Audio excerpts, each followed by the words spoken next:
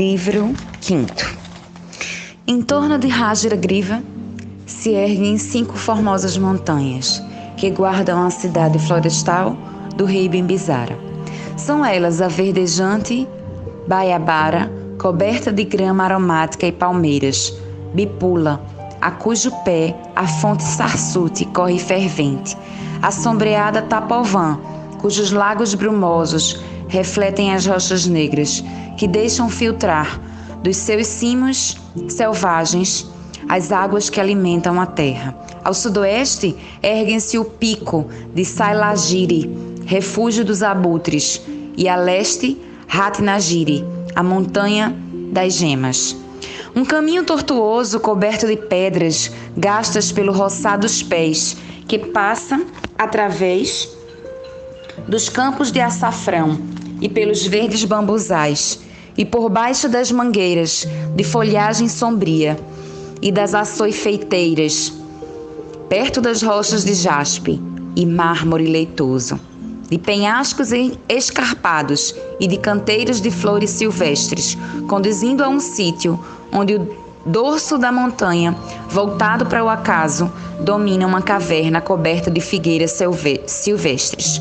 Vede, vós que vindes e por aqui passais, descansai-vos e inclinai a cabeça, porque a terra imensa não possui lugar mais sagrado e precioso que este, nem mais santo.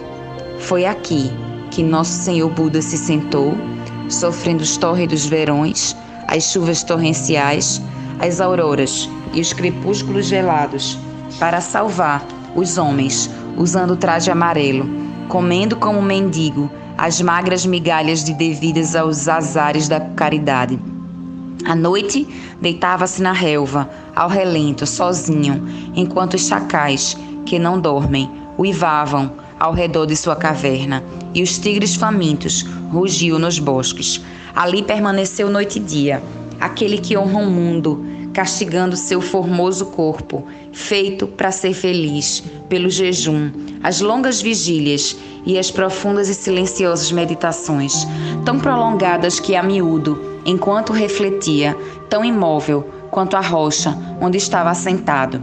Saltava um esquilo sobre seus joelhos, uma tímida codorna transitava entre seus pés, e as pombas bravias vinham comer os grãos de arroz na marmita colocada ao lado da sua mão. Assim meditava desde meio-dia, enquanto o calor oprimia a terra, enquanto as muralhas e os templos chamejavam no ar ardente até o pôr do sol, sem dar-se conta do globo flamígero que rodava nos céus, nem da noite que caía rapidamente, lançando um reflexo de púrpura sobre as planícies sossegadas, nem da chegada silenciosa das estrelas, nem do rufar dos tambores na cidade ruidosa, nem dos gritos do mocho e das lutas noturnas. Tão ocupado ele estava em desenrolar o fio de seus pensamentos e atravessar os labirintos da existência. Permanecia assim sentado até a meia-noite, quando tudo se aquietava na terra, salvo os animais das trevas, que se arrastavam e gritavam nos sarçais, como gritam o ódio e o temor, como se arrastam a concupiscência e a avareza e a cólera nas matas obscuras da ignorância humana. Depois dormia durante o tempo que gastava a lua, rápida para percorrer a 10ª parte de sua rota nublada, levantando-se antes da aurora e seguindo de novo pensativo para uma das sombrias plataformas da montanha. De lá contemplava a terra adormecida, com olhos ardentes e pensamentos que abraçavam todos os seres vivos, enquanto sobre as onduladas planícies deslizava esse murmúrio, que é o beijo da manhã, que desperta os campos, e no oriente assomava e crescia o milagre da aurora. Primeiro vem um crepúsculo tão sombrio que parece que a noite ainda não escuta os cochichos da aurora. Porém, logo depois, antes que o galo das matas cante 2 vezes, uma nesga de brancura deslumbrante, cada vez mais ampla e brilhante, aparece na altura da estrela do pastor, que nada em suas ondas de prata, se tinge de ouro pálido, envolvida pelas nuvens mais altas, e ilumina suas ondas com uma chama de ouro em fusão, colorindo o horizonte de açafrão, escarlate, rosa e ametista. Depois, o céu se torna de um azul esplêndido, adornado e vestido com seus raios de jubilosa luz. E, finalmente, o Rei da Vida aparece em todo o esplendor da sua glória. Então, Nosso Senhor Buda, à maneira de um rishi, saudava o nascente astro-rei e, depois de fazer suas abluções, descia a cidade pelo caminho tortuoso. E também, como um rishi, ia de rua em rua, com a marmita de mendigo na mão, recolhendo os exíguos alimentos necessários à sua subsistência.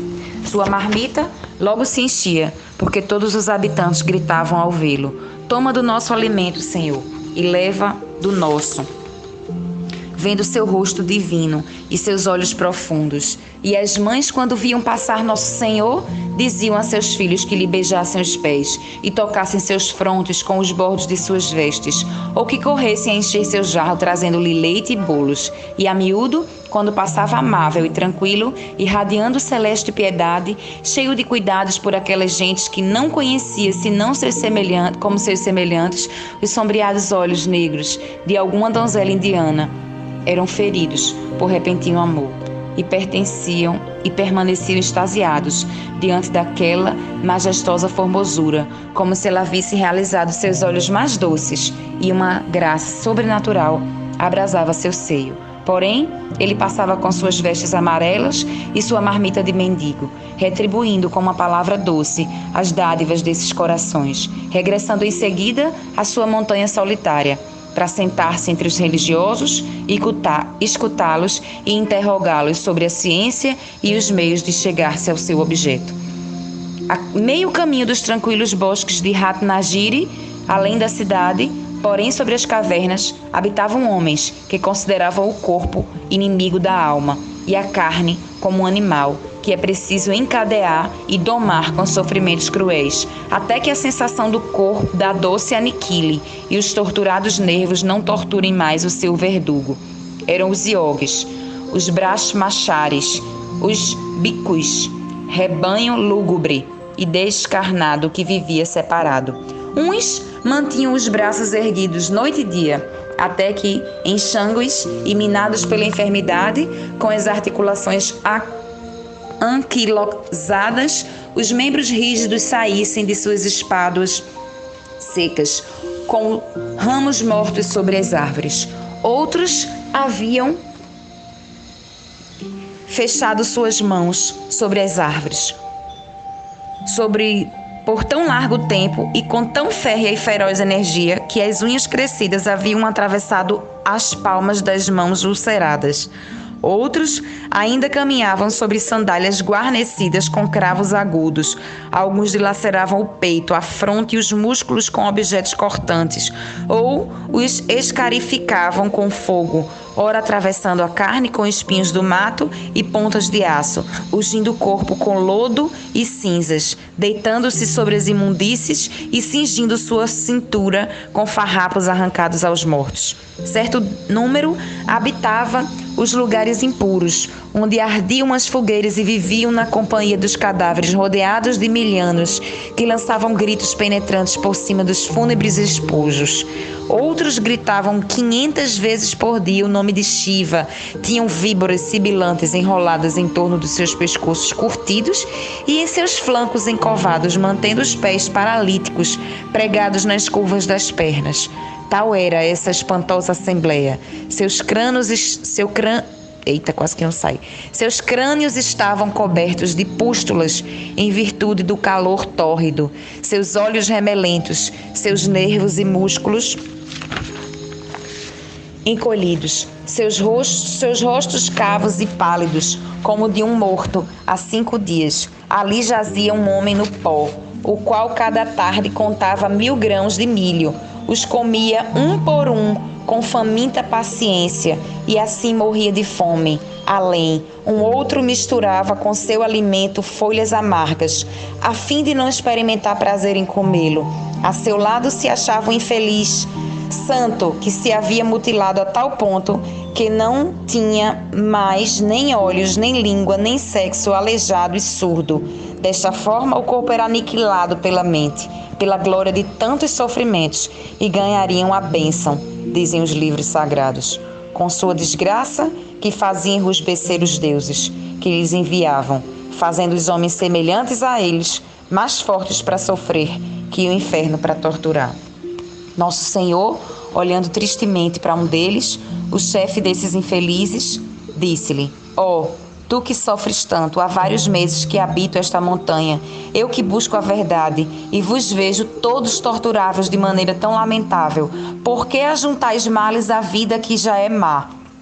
O sábio respondeu: está escrito, se um homem mortificar a sua carne, até que sua dor seja tão intensa que não lhe reste senão um sopro de vida e a esperança da morte voluptuosa, tais males apagarão a imundície do pecado, e a alma purificada voará de forja de a sua aflição para as esferas gloriosas do esplendor inconcebível. O príncipe replicou: esta nuvem que flutua no céu, estendida como uma tapeçaria de ouro, em torno do trono do vosso Indra, se levantou do mar tumultuoso, mas deve voltar a cair em gotas, semelhante a lágrimas, passando depois por caminhos rudes e penosos, por grutas e nulais e rios lodosos, para chegar ao Ganges e voltar novamente ao mar de onde saiu. Sabes tu, meu irmão, se não sucede o mesmo, depois de tantos sofrimentos, aos santos e à sua felicidade? Pode começar, suspirou o ermitão. Ai de mim, porém não sabemos disso e não estamos seguros de nenhuma outra coisa. Entretanto, a noite segue o dia e a calma tormenta, e nós aborrecemos esta carne maldita que impede a alma anelante de tomar impulso. Assim, pois, para a felicidade da alma, trocamos com os deuses as nossas agonias pelas alegrias infinitas. Porém, disse Siddhartha, admitamos que essas alegrias durem milhões de anos, mas um dia terão fim. E não podemos admitir o contrário, pois não há existência alguma, abaixo, acima ou ao lado da nossa, por mais diferente que seja, que não mudará. Dizei-me, meus irmãos, são eternos vossos deuses? Não, disseram os yogis, somente o grande Brahma dura eternamente, os deuses apenas vivem. Então, replicou o Senhor Buda, quereis ser tão sábios quanto sois santos e animosos? Renunciai a essas práticas cruéis, em que arriscai vossos gemidos e suspiros para ganhar postos que não são talvez mais do que sonhos, que não durarão. Quereis, pelo amor da vossa alma, torturar assim a vossa carne, castigá-la, mutilá-la, de tal modo que não possa aprisionar o espírito que busca um refúgio, porém se abate no caminho antes do cair da noite, como um cavalo dócil, porém extenuado?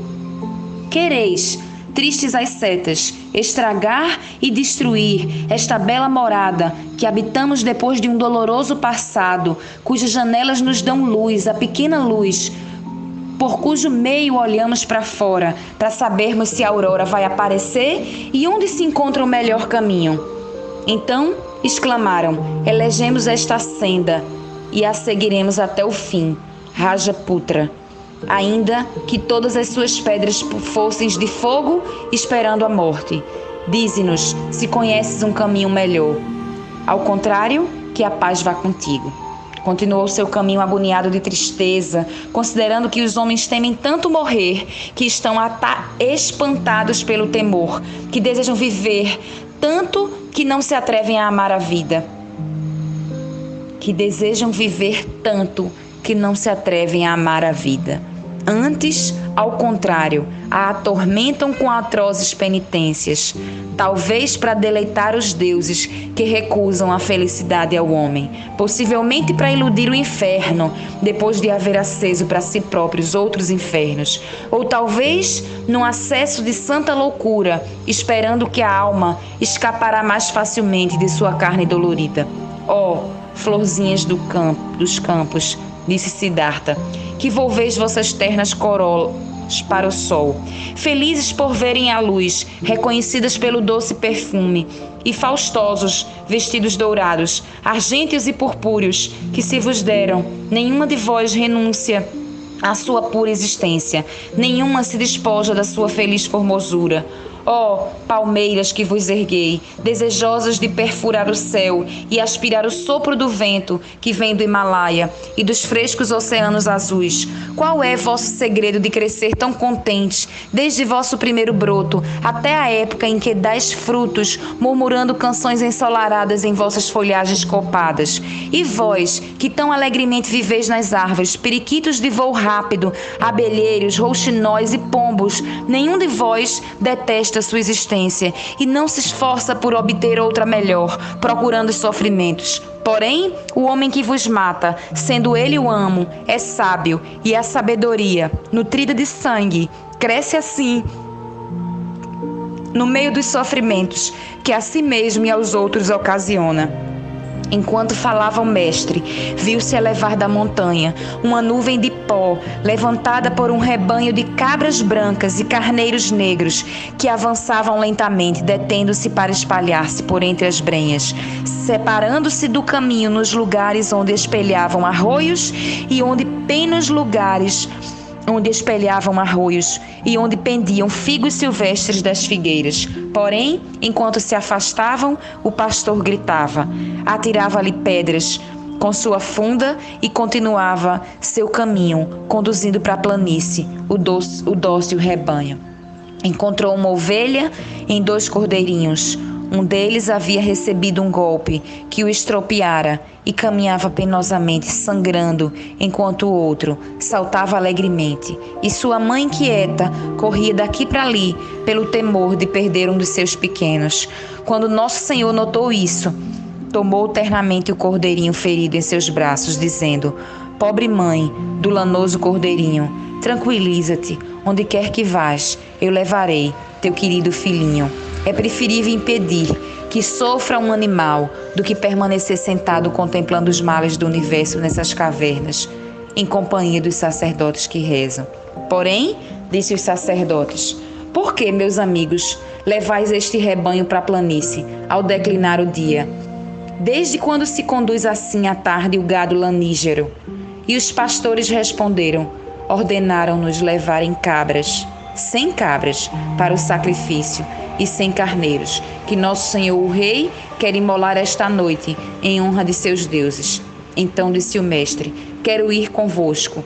E os seguiu pacientemente, carregando o cordeirinho, apesar do pó e do sol, enquanto a ovelha atenta balava docemente aos seus pés.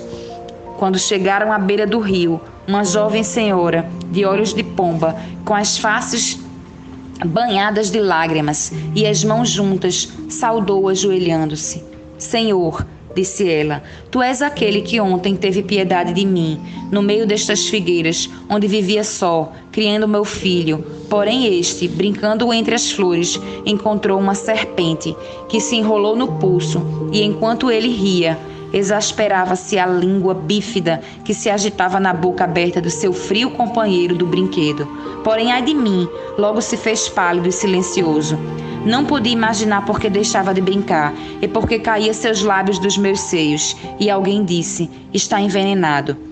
Outro acrescentou, vai morrer. Porém eu, que não quero perder meu filho querido, pedi-lhes um remédio que fizesse abrir novamente os seus olhos para a luz. Era tão pequena aquela mordedura de serpente que não era possível, creio eu, que aquele animal pudesse molestar e ferir este menino tão gracioso que brincava com ele. Então, disse alguém, há um homem santo na montanha. Olha, ei-lo que se aproxima vestido em seu traje amarelo. Pergunta-lhe se não existe um meio de curar o mal que ataca teu filho. Então vim dolorosa para ti, cuja fronte se parece com a de um deus, e chorando, levantei o véu que cobriu o rosto de meu filho, e roguei-te que dissestes quais ervas seriam eficazes.